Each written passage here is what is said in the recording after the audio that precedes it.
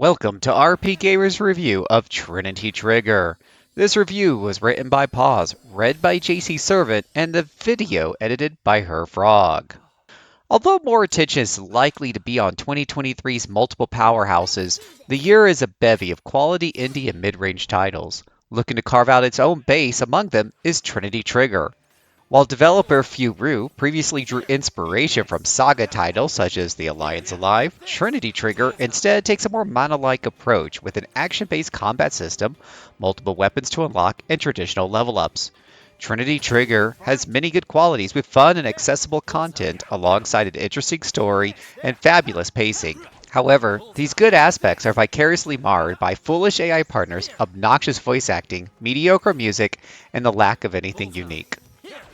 As the title suggests, Trinity Trigger revolves around a trio of playable characters. Cyan, Elise, and Xantis may appear to be unlikely party at the outset, but the three are tied together in unexpected ways in a world that is a mix of medieval Europe and high fantasy with dashes of nearly modern technology. The story is interesting and does an excellent job pulling players through the nearly 25 hours of gameplay the title offers, but it has a lot of inconsistencies. For example, the motivation for Cyan leaving his hometown is assassins are after him, which almost never comes up again. Thankfully, a stellar localization smooths over many of the narrative's rougher edges and breathes life into the protagonist and antagonist alike. The story is helped along by wonderful voice acting within cutscenes, but an ongoing trend with Trinity Trigger, the voice acting is also a double-edged sword. Even the best voice direction can't save the annoyingly repetitive battle cries each character gives incessantly during combat. To make matters worse, the rest of the sound design is equally unimpressive. The repetitive sound effects are enough to keep the game muted outside of story scenes.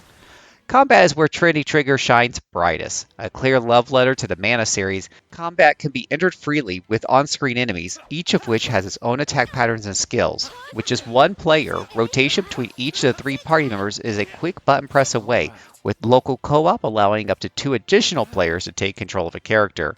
Initially, each of the 3 playable characters is locked to a single weapon associated with their trigger, a personified weapon. However, throughout the game, each unlocks 8 total weapons, which can be swapped between at any time. Most monsters will have some weapon weaknesses and some weapon resistances, and these matter greatly. Attacks at a weakness can deal damage in the thousands, with resistances reducing it to single digits. To balance the somewhat frantic combat, each weapon has a different style of stamina meter. Once depleted, stamina needs to be recharged for a character to do meaningful damage again. Trying to attack while a weapon's stamina meter is fully empty is treated like weapon resistance. Each weapon feels fully fleshed out with its own personality attack style, though ranged weapons do see the largest number of resistant enemies and overall have lower attack to make up for their less risky positioning away from enemies.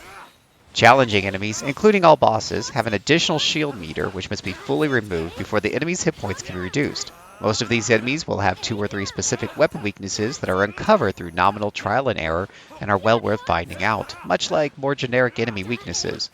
Triggers targeting a shield weakness do astronomically more damage to a foe.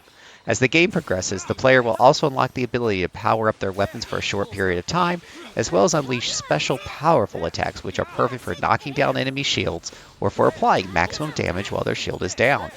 Hopping from weapon to weapon while dodging incoming attacks in the fluid and fast-paced game feels incredibly satisfying, with many enemies changing their attack patterns as their shield is brought down. While the game only has a single difficulty, those struggling with overcoming certain foes can opt to restart a boss fight with its maximum shield gauge reduced by 10% up to a maximum of 50%. However, combat also isn't without some tarnish. Both the main story and side quests lack any sort of indication at what level they should be undertaken, so it's pretty easy to stumble into content that is not level appropriate. Furthermore, some of the most crucial side quests, which involve unlocking some of the weapon variants for each of the party members, are buried in a huge sprawling city. Elsewhere, the AI-controlled party members waffle wildly between the competent, helpful party members, and floor decorations, requiring a resurrection after stumbling through large swaths of area of effect damage or environmental hazards. There's simply a point where watching the party members repeatedly bounce off cactus, ice spikes, damaging flowers, and other landmarks stop being funny and simply becomes vexing. Beating up all those enemies gains the party experience and TP, which grant progression in slightly different ways. Experience contributes to leveling up each character, though any character currently knocked out or missing from the party, which happens frequently enough to be a little tiring, doesn't gain any.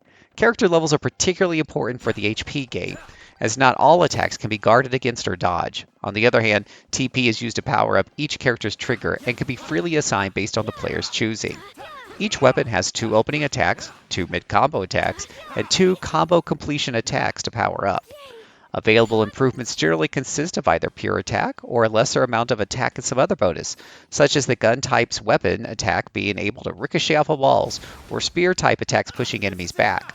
Fully powering up any individual attack will also reward a hefty stat bonus to that weapon, and balancing between keeping all weapons even, and thus being able to attack a variety of weaknesses, or specializing each character into a smaller number of weapons that deal far greater damage is up to the player.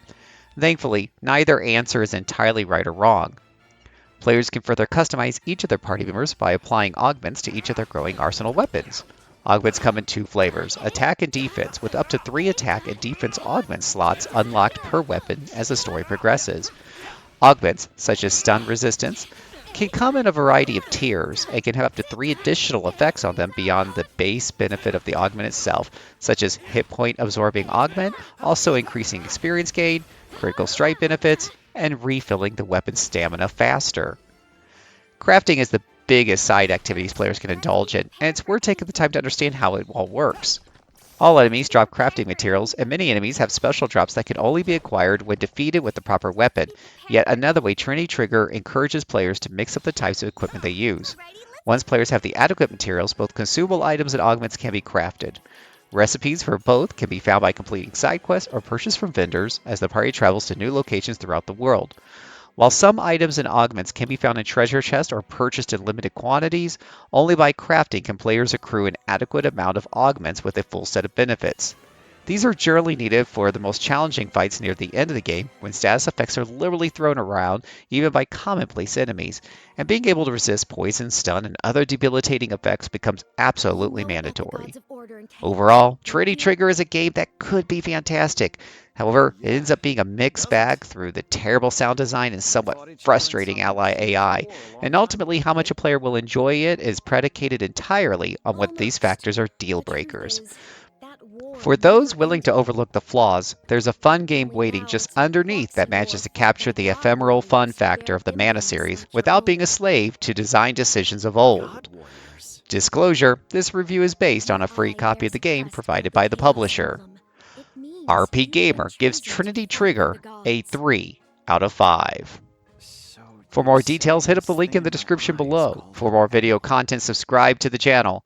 Follow us on Twitch for daily streams of your favorite RPGs. Join in on the discussion at rpgamer.com/discord. And for the latest in RPG news, head over to rpgamer.com. Of a bow!